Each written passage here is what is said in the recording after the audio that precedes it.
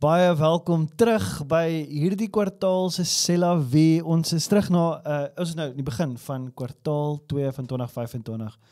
Welkom Koos. Baie dankie Gerard. Ek onthou nou net, ek het nog my hoed op, maar ek lig sommer my hoed op. Wat 'n wonderlike boodskap was dit nie gister nie. Hey, dit het my so ons is so lanklaas saam hier gesit en C'est la vie gedoen. Die dreier wil oorvat hier. Ek sien so, hy is besig om so innames te maak hier, soos stadig maar seker. En een van die dae dan is dit oorgeneem. Ja. maar is lekker om weer terug te wees saam met jou Koos. En ons is in die tweede kwartaal van 2025. Ek kan dit amper nie glo, die jaar gaan baie vinnig verby. Die skole begin weer môre. En ons is in die nuwe kwartaal. Nou, voordat ons aangaan met vandag se gesprek, net so 'n paar praktiese reëlings. Ek dink die eerste baie belangrike praktiese reëling. Ons is in die tydperk van Lent. So hierdie week het ons 'n episode van C'est la vie wat ons uitbring, maar volgende week is 'n week wat ons nie 'n episode gaan uitbring nie, maar wel ons wil almal nooi wat in die George omgewing is om 'n draai te kom maak by ons kruisstasies. So as jy in 'n sirkel bymekaar kom, reële tyd saam as 'n sirkel en kom vir 'n spesifieke tyd na die kruisstasies toe. Nou die tye van die kruisstasies en die datums en presies wanneer dit oop gaan wees, dit sal ons stuur op die groepe en jy kan kyk op ons sosiale media, dis oral beskikbaar. Maar dit wat 'n wonderlike belewenis is dit nie om net stil te word en deur daai stasies van die kruis te loop. Elke jaar, elke liewe jaar is dit vir my 'n hartsverskeurende, beroerende, inspirerende, ons 1000 woorde wat ek nog kan bysit, wat dit vir my doen om my hart voor te berei vir Paasfees, wat dan net die naweek daarna is, so daai selfde week se naweek is. So maak seker jy kom deel van dit volgende week, en dan natuurlik die week daarna het gaan ons weer voort met ons C'est la vie reekse of gesprekke.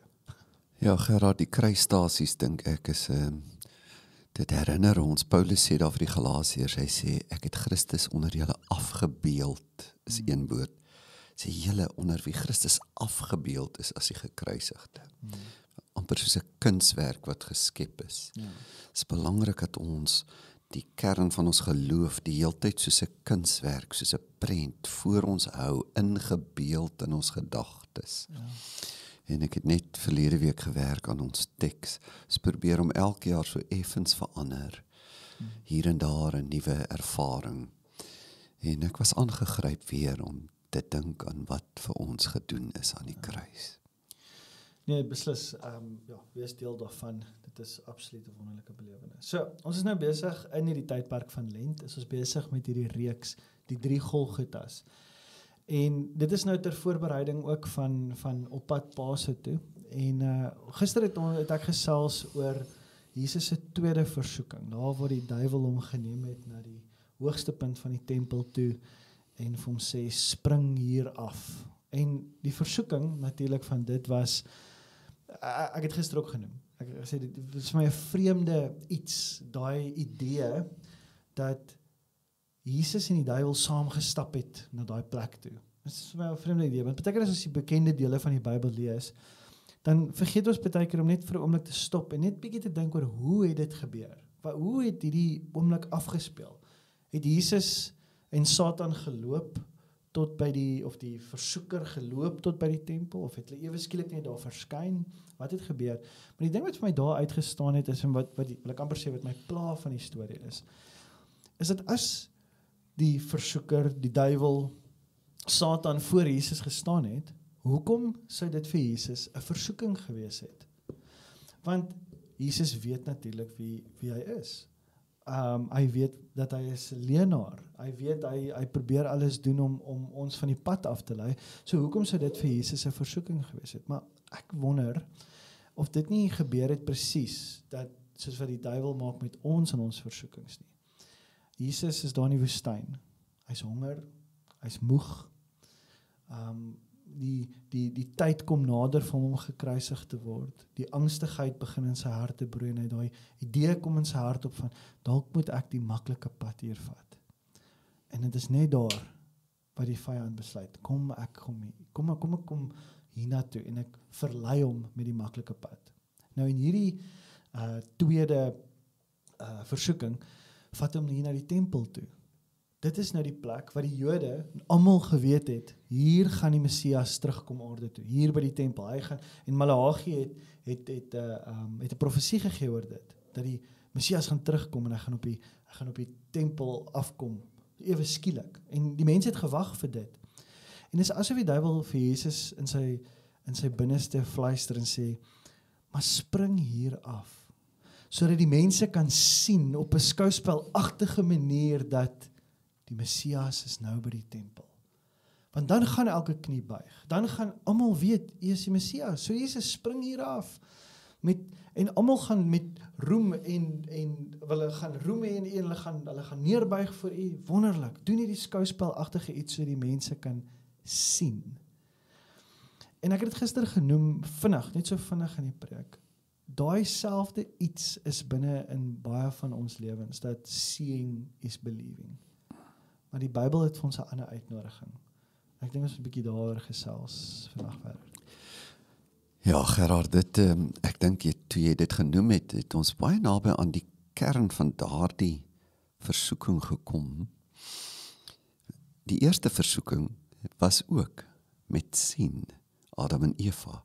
Hulle het gekyk, en die ding wat hulle gesien het, was belangriker as die ding wat hulle gehoor het. Van die begin af was dit hierdie konflik, hierdie spanningsveld tussen hoor en sien. Ook as ons onthou Thomas hoor iets by die disippels. Hy hoor as dit ware die evangelie, nee, die goeie nuus. Jesus het waarlik opgestaan. Hy sê nee, hoor is ondergeskik aan sien. Ek moet dit sien. En as Jesus hom dan ontmoet, sê Jesus vir hom, Thomas, nou, omdat jy gesien het, het jy geglo. Salig is die wat nie gesien het nie en tog geglo het. Die saligheidsplan is gekoppel aan hoor en nie aan sien nie. En hier was Jesus aan presies dieselfde versoeking blootgestel as ons. Gee meer prominensie aan dit wat gesien word. Maak seker die mense sien jou, en dan sal jy dadelik sien, hulle aanvaar jou. Gee meer prominensie daaraan, as aan wat jy gehoor het in jou binneste, wat jou Vader sê. Ja, die mense gaan voor jou moet buig, maar omdat jy gesterf het. Oor en oor was dit 'n tema in Jesus se lewe.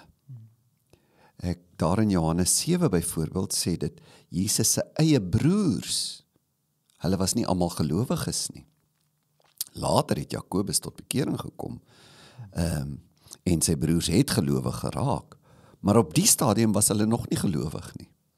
En Jesus was daar in Galilea, want hy het geweet, as hy na Judea toe gaan, en na Jerusalem toe, die Jode wil hom al klaar doodmaak. En hy weet nog nie die presiese tyd nie. En dan sê sy broers vir hom, gaan Judea toe. Gaan doen wonderdade, Johannes 7 vers 3, kom ek lees dit. Jesus se broers sê toe vir hom, gaan 'n bietjie verder na Judea toe, dat jou disippels daar ook die wonderdade kan sien, wat jy doen. 'n Mens wat oral bekend wil wees, doen nie iets in die geheim nie. Aangesien jy dan hierdie dinge doen, maak jou openlik aan die wêreld bekend. Kan jy dink, Jesus se eie broers, wat in dieselfde huis as hy groot geword het, doen presies die werk van die bose. Terwyl hulle dink, hulle doen nie werk, hulle praat waarheid. En dan sê dit, selfs sy broers het nie in hom geglo nie. Dan antwoord Jesus hulle natuurlik, die tyd is nie reg nie. Maar anders, hy is sensitief ingestel op sy Vader se stem. Hy weet hy moet gaan sterf, Maar sy broer sê, gaan verhoed jou dood. Doen iets dramaties in Judea, dat almal in jou glo. Dan gaan sy broers na die hittefees toe in Jerusalem. En dan, Jesus kry die gewaarwording in sy binneste. Goed, gaan nou. Maar kyk wat sê dit in vers 10. Nadat sy broers vertrek het, het Jesus tog self ook gegaan, maar nie openlik nie, maar onopvallend. Ja. Hy weerstaan daai versoeking van om gesien te word. Nou, ergens in die fees, gaan Jesus na die tempel toe en hy begin die mense leer. Dit was hoe Jesus was. Dan sê die mense, maar waar kry hy hierdie gesag? Dan antwoord Jesus hulle, wat ek die mense leer, kom nie van myself af nie, maar van hom wat my gestuur het. Jesus het 'n geheime lewe, 'n lewe wat ek hoor wat my Vader sê. Dan Gerard maak Jesus een van die mees aangrypende stellings. En daarin sien 'n mens een van die groot waarhede van die lewe en van ons geloof. Johannes 7 vers 17. As iemand gewillig is om die wil van God te doen, sal hy weet of dit wat ek sê van God afkom. Wat 'n stelling. Nie as iemand weet wat God sê, dan sal hy dit begin doen nie. Hy sê, as iemand sê, ek wil God se wil doen, dan sal jy God se wil begin leer ken. Nie ek wil net God se wil ken nie, ek wil dit doen. Dan sal jy begin weet wat waarheid is. So kyk wat sê die Amplified Bible. If any man desires to do his will, God's pleasure, he will know and have the needed illumination. Sinspeling hier. Eers hoor, begeer om te hoor, en dan gaan die ding vir jou oop, selfs om te sien met jou geestesoë, is ware kennis nie die voorwaarde nie. Begeerte om gehoorsaam te wees is die voorwaarde. Voor verstaan kom gehoorsaamheid. Ek val myself in die rede, soos as jy nou groot besluit wil neem, Gerard, sê Here, sê my wat om te doen. Dis nie die regte gebed nie. Die regte gebed is, Here, ek sal doen wat U sê, ongeag. Ek sal doen. So, nou sê die, hy sê, he will have the need, if any man desires to do God's pleasure, he will know and have the needed illumination. Begeer en hoor, kom voorsien en verstaan.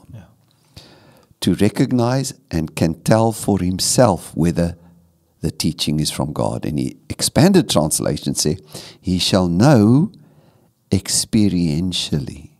Daai kennis, ginosko, is 'n intieme kennis weens ervaring. So, ek het nie eers als gesien en verstaan nie, ek het begeer en begin, soos wat ek my oorgee aan God se wil, kom ek uit my ervaring agter, ja, hierdie is die regte pad. En dan sê Jesus ook, wie uit sy eie praat, soek sy eie eer. Weer wat jy Sondag gesê het, ek maak nie my eie planne nie. Goed, ek gaan af in die tempel, gaan iets dramaat nie, ek soek nie my eie eer nie, ek soek die eer van hom wat my gestuur het. Die een wat dit doen is geloofwaardig. Ek gaan nie my geloofwaardigheid bewys nie. My geloofwaardigheid word bepaal deur my begeerte om te hoor en te doen en gehoorsaam te wees. Wat 'n wet vir die lewe. Verstaan is nie die grootste uitdaging nie. Gewilligheid is. Daai baie bekende vers in Romeine 10 vers 17. Dit sê daarso, die geloof is dus uit die gehoor en die gehoor is deur die woord van God. Ja. Dis hoor, dit gaan nie net oor sien en doen. Selfs presies verstaan, die sien in die abstrakte sin van die woord nie. Ja. Want dit is wat ons we want to see when we see I will believe die Thomas syndroom. As 'n voorbeeld Gerard daar in Johannes 7 is 'n praktiese voorbeeld van hoe Jesus dit geleef het. Hy is op die Sabbat en hy maak 'n man gesond. Hy kon net sowel gesê het, maar hoorie, ek weet mos nou hierdie mense, hoe hulle gaan reageer. Dit gaan my begeerte dat almal moet sê ek is die Messias, ongelooflik benadeel. Ek kan net sowel wag tot môre. Ja. En die man gesond maak. Sê nee, maar my Vader het my in die situasie vandag. En ek moet hierdie mense se wettiese veroordelende benadering tot die Sabbat, ek moet dit herstel. Selfs al gaan dit een van die redes wees dat hulle my doodmaak. So Jesus doen die wonderwerk daar op die Sabbatdag. Alles wat indruis teen dit wat jy gister gesê het, populariteit, aanvaarding, guns by mense, juis omdat hy sê, ek hoor by my Vader, doen dit nou.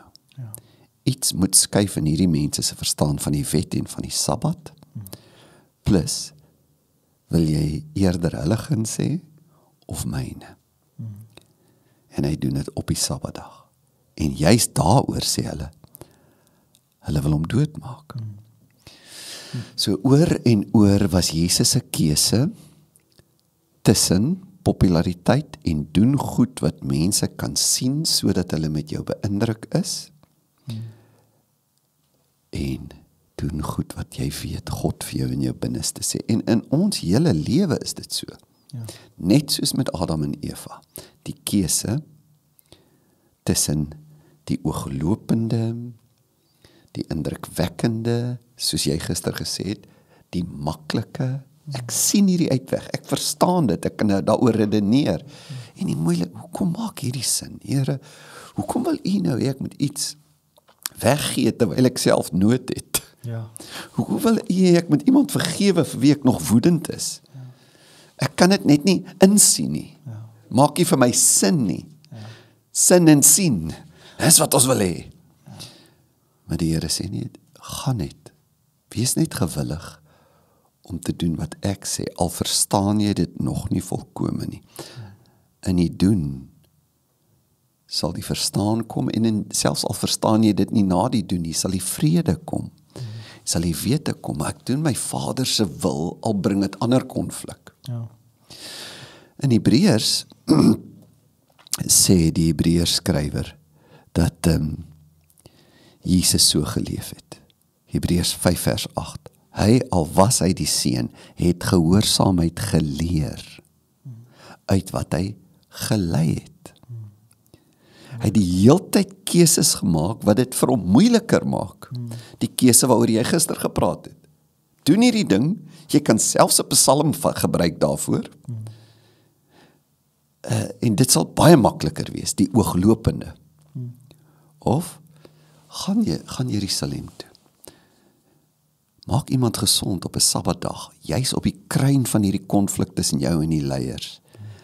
En laat dit amper die finale strooitjie wees op die kameel se rug. En gaan keer dan hulle handelstafels by die tempel om, maak hulle woedend, sodat hulle jou uiteindelik regtig sal, ons moet hierdie man vermoor. Doen dit. Is 'n baie moeiliker pad. Hy moes gehoorsaamheid geleer het, uit wat hy gelei het. En so kon hy ons 'n priester word. En nou sê die Hebreërs skrywer, vir die mense aan wie hy skryf, dis hoe Jesus was. En dan sê hy vir hulle in Hebreërs 5, vers 10, sê dis hoe Jesus ons priester was, na die orde van Melchisedek. En nou sê hy, ek wil dit so graag aan julle verduidelik. Ek het baie om te sê, en sê in vers 11, hieroor. En dan sê hy die woorde, wat swaar is om te verklaar. Ek wou nog baie vir julle sê, wat swaar is om te verklaar, bedoelende nie, Die ding is so swaar om te verklaar as sodanig. Dis nie die eintlike probleem, dat dit 'n ingewikkelde saak is nie. Hy sê wat swaar is om te verklaar, omdat die rede hoekom hierdie ding vir my swaar is om vir julle te verduidelik is, omdat julle traag geword het om te hoor, sê die ou vertaling. Julle wese is nie 'n hoor ingestelde wese nie. Daarom verstaan julle nie die waarhede van God of die wil van God vir jou lewe nie. Dit is so swaar om te verstaan hoekom die Here wil hê ek moet deur die tyd gaan of wat. Paulus sê, nie Paulus nie, party mense reken Paulus het die Hebreërs geskryf, maar die Hebreërs skrywer sê die rede dat jy die ding nie kan sien nie. Jy wil hom sien, jy wil hom verstaan. Die rede dat jy nie kan nie, is omdat jy nie regtig wil hoor nie. Omdat gehoorsaamheid en oorgawe nie vir jou swaarder weeg as verstaan en sien, voorsiening, wat ook saam met sien gaan, en gemak en die maklike pad waaroor jy gister gepraat het. En dan gaan hy verder, die Hebreërs skrywer, sê julle behoort al die goed vir ander mense te leer, maar julle het nie die vermoë nie. Hierdie ding dat julle nie 'n hoër geloof het nie, 'n hoër spiritualiteit nie. Sê, want vaste spys is vir volwassenes, wat innerlike geestelike vermoëns ontwikkel het, deur die gewoonte geoefen. Watter gewoonte? Die een waarin julle nou traag is, die gewoonte om te hoor. So dit gee vir ons iets van daai blik op Jesus se lewe. Ek het 'n gewoonte. Word my lewe bepaal deur alles wat ek hier sien, in die onmiddellike, of wat ek in die geheim hoor. Net soos wat hy daar vertrek het, na Jerusalem toe. Onopvallend, nie openlik nie. In die geheim, nie in wat gesien kan word nie. Dit bepaal my lewe. En die Hebreërs skrywer sê, julle vir wie ek skryf het nie die vermoë om God se wil te verstaan, wat ek so graag verder nou nog vir julle verduidelik het nie, want dit is baie ingewikkeld. Hoekom is dit ingewikkeld? Want julle het nie 'n gewoonte, 'n vermoë wat geoefen is om goed van kwaad te onderskei. Wat bedoel hy? Om die regte en die verkeerde. Wat sê God? Die maklike en die moeilike. Here, wat sê U moet ek doen? 'n gelowige is ontwerp. Jy het gister so wonderlik gepraat oor hoe die heelal of net ons sonnestelsel ontwerp is. 'n gelowige is primêr ontwerp. Verhoor. Jesus sê, ek het gekom om wat ek van die Vader gehoor het hier te doen. Dis waarvoor ek gestuur is. Ek en jy is daarvoor gestuur. Ja. Ons is hoor wesens, nie primêr sien wesens nie. Ek dink baie keer in ons lewe die grootste uitdaging vir ons as mens, hoekom ons sukkel met die hoor, is want ons wil nie, om hierdie hoor te glo en mee te loop, is daar 'n groot stuk buig in myself wat moet plaasvind, 'n groot stuk neerlê en wat neerkom op vertroue. Want as ek nie iets sien nie, want dit is hoe ons dink ons is, as ek iets sien nie, kan ek dit werklik glo? As ek die geld in my rekening gaan sien nie, kan ek nie vertrou jy het die oorplasing gedoen nie. So, daar's 'n stuk vertroue wat weggaan. En dit kom neer op daai ding van, hoe sien ons wie God is? Is God vir my die wese en die God voor wie ek kan buig en alles voorgee? Of is hy nie? En baie keer in die manier hoe ons werk met ons hoor en daai hele konsep van hoor en sien, verklap iets van ons vertroue en van wat ons sien hoe hy is. Want as ek hom werklik glo en vertrou, dan sal ek deur die swaarder dinge van die lewe kan gaan met pyn en met trane. Maar ek weet ek kan hom vertrou want hy ken die pad.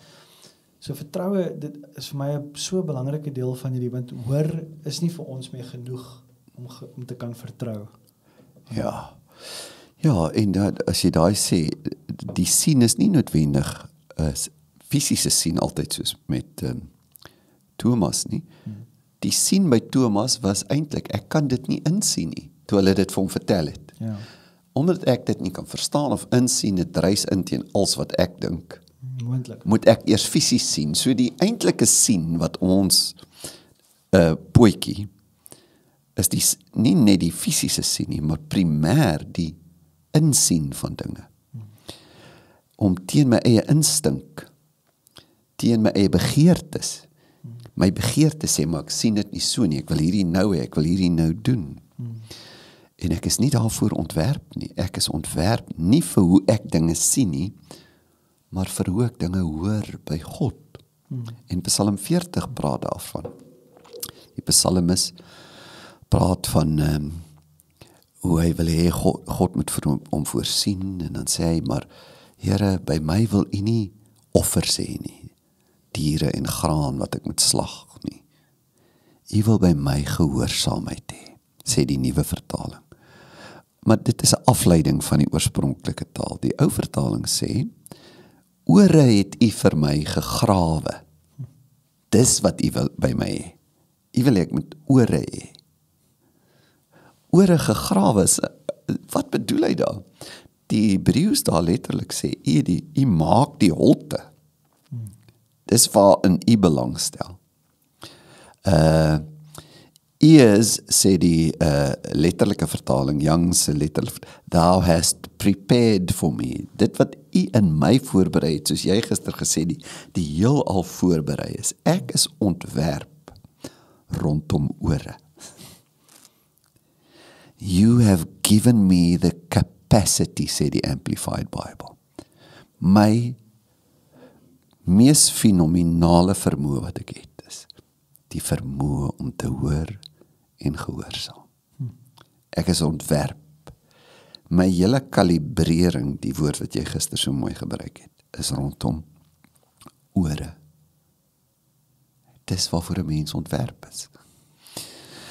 En die psalm is natuurlik 'n profetiese psalm, Psalm 40. Dan hy gaan verder, hy het gesê, kyk ek kom, die boekrol is in die boekrol is dit vir my voorgeskrywe, ek het lus, o my God, om U welbehae te doen, en U wet is binne in my ingewande. As jy verstaan waarvoor jy gemaak is, om te hoor, vul dit jou hele wese, en praat natuurlik hier van Jesus, later word dit presies so aangehaal in Hebreërs. Sê, dit het van Jesus gepraat, die eerste een wat volkome oorgegee was aan God se wil, omdat hy verstaan het, my hele skepping is rondom ore. En daarom sê die psalmis, kan ek nou hierdie ding verkondig, want dis in my binneste. Dat is nou baie om daaroor te sê, maar ons het nie tyd daaroor nie. Interessante woord hier, Gerard, is hierdie woord, jy het vir my ore gegrawe. Verklaarder sê, dis ook presies dieselfde woord wat gebruik is, in die gebruik van die Jode, wanneer die Jood se, die ou met wie dit goed gaan, kry nou iemand wat nou deur moeilike tye gaan, 'n mede-Jood, 'n mede-Israeliet, sê maar kom werk vir my as 'n slaaf, kom onder my diens. Maar jy weet, jy mag nie langer as 7 jaar vir iemand gewerk het. So op die 6de jaar, dan moet hy nou gereed wees. 6 jaar verby is, dan moet hy weer vry wees. Ja. Dan het hy nou sy skuld of wat ook al afgewerk. Nou is die gebruik in Exodus 21 en Deuteronomium 15 is die voorskrif van die wet. Dit mag wees dat na 6 jaar 'n slaaf na jou toe kom en sê, nee, ek het my Heer en my vrou en my kinders lief, en ek wil nie vry wees nie. Ek met my gesin wil hier bly leef en werk vir jou. Dan moet daai baas dit doen. Hy moet hierdie man wat nou so sê, nee, ek wil nooit weer vry wees nie. Hierdie is my vryheid. Ja. Moet hy hom vat, en hy moet hom na die deur van sy huis te bring, of by die owerhede, die leiers, daar by waar hulle is, na 'n deur toe vat, en hy moet 'n els vat, en deur sy oorkap teen die deur vas. En dan, as hy daai gat in sy oor het, is dit altyd 'n bewys, ek is 'n liefdesslaaf, wat in die Nuwe Testament vertaal word met doulos. Kyk hierso. My ore is gegrawe. In Deuteronomium 15 sê dit so mooi. Hy sê, maar as hy vir jou sê, Deuteronomium 15 vers 16, ek wil nie van jou af weggaan nie, aangesien hy jou en jou huis lief het, omdat dit vir hom goed was by jou. Daai woorde maak my hart week. Dan moet jy 'n els neem en dit deur sy oor en in die deur insteek, sodat hy vir altyd jou slaaf word. Maar dit is 'n ander soort slaaf hierdie. Ek wil net doen wat die man sê. Ek wil in sy huis leef. Ek het hom lief. Ek het sy gesin lief. Dit sal vir my 'n ramp wees om vry te word in die sin dat ek nie meer by hom kan wees nie. Grawe my ore. Slaan 'n gat hierin. Nou, interessant Gerard, presies hierdie woorde gebruik die Hebreërs skrywer weer van Jesus. In Hebreërs 10. Die woorde daar in Psalm 40, wat dieselfde woord is hier so oor die slawe. Dit sê, daarom sê Jesus nou, as hy in die wêreld kom, nou die Hebreërs skrywer verduidelik nou, hoe Jesus die vervulling van die Ou Testament was. Nou gebruik hy Psalm 40 se woorde. Dit sê van Jesus, slagoffer en spysoffer wou u nie hê nie, bedoelende my Vader. Maar u het vir my, nou die psalmis sê, u het vir my ore voorberei, of my ore gegrawe. Maar die Hebreërs skrywer sê, u het vir my 'n liggaam berei. Is 'n aangrypende beeld. Of dit sê, met my hele wese, my hele liggaam, u het my voorberei om met alles in my u wil te doen. Maar ek kan nie anders as om terug te gaan na die Psalm toe nie. Want die Hebreërs skrywer weet, sy lesers weet van watter Psalm hy praat. U het vir my, nie net my oor is aan die deur vasgekap nie.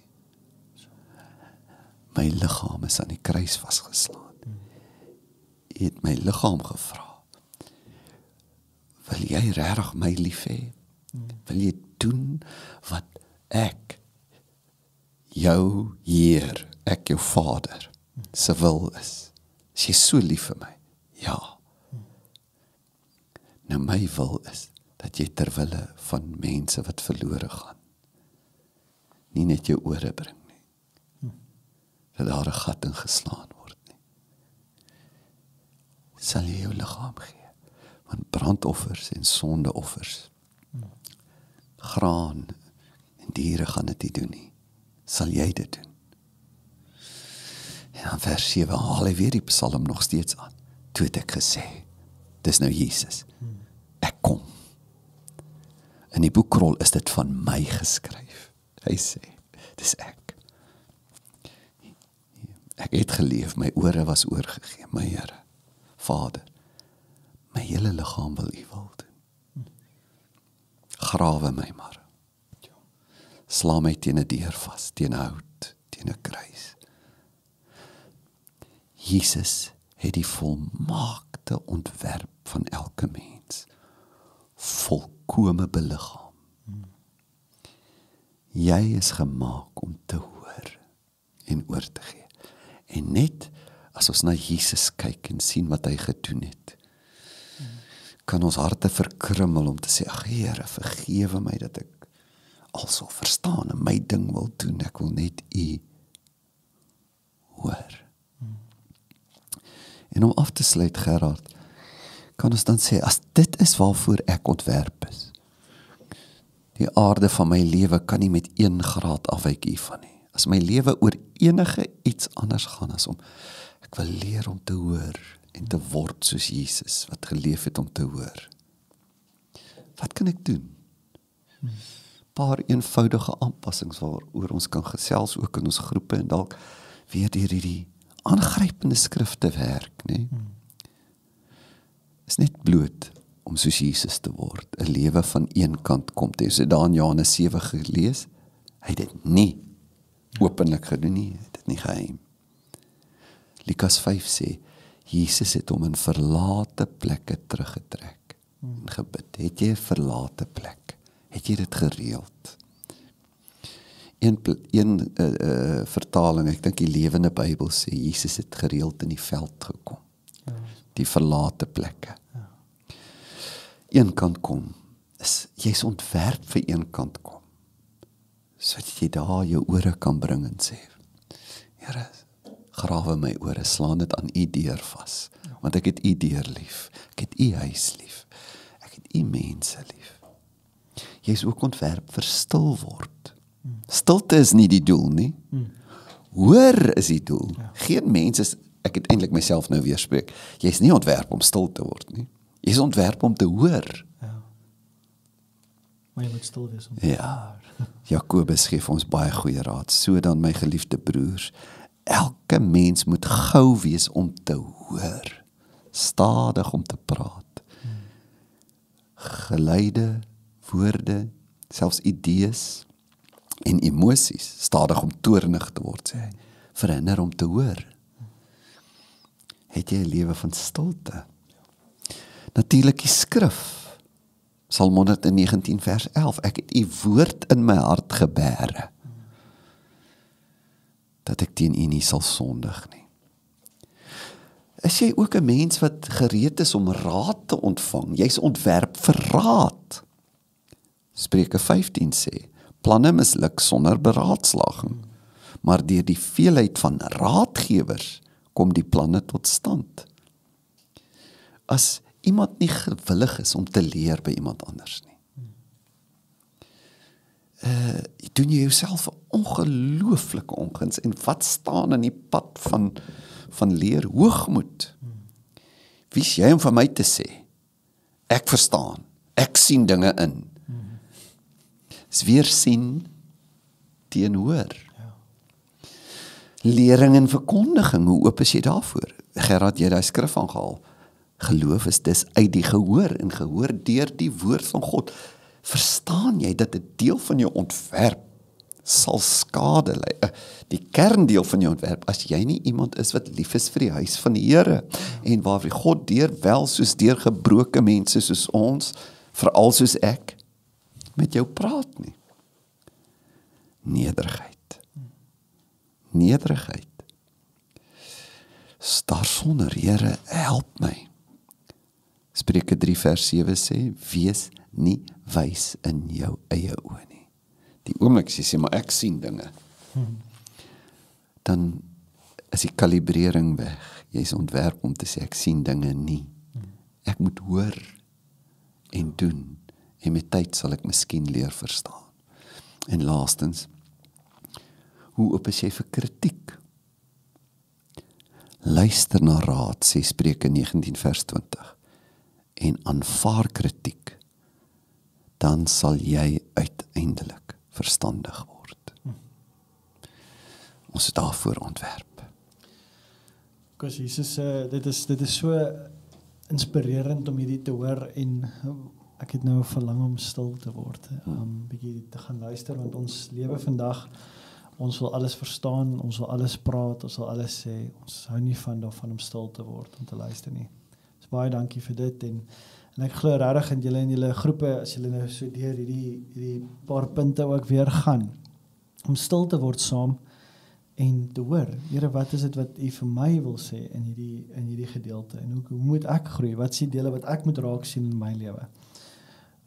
Jesus het nooit hierdie spektakel oor homself gemaak. Ek dink net na die versoekings van Jesus, kort daarna, toe verander Jesus water en wyn by 'n troue.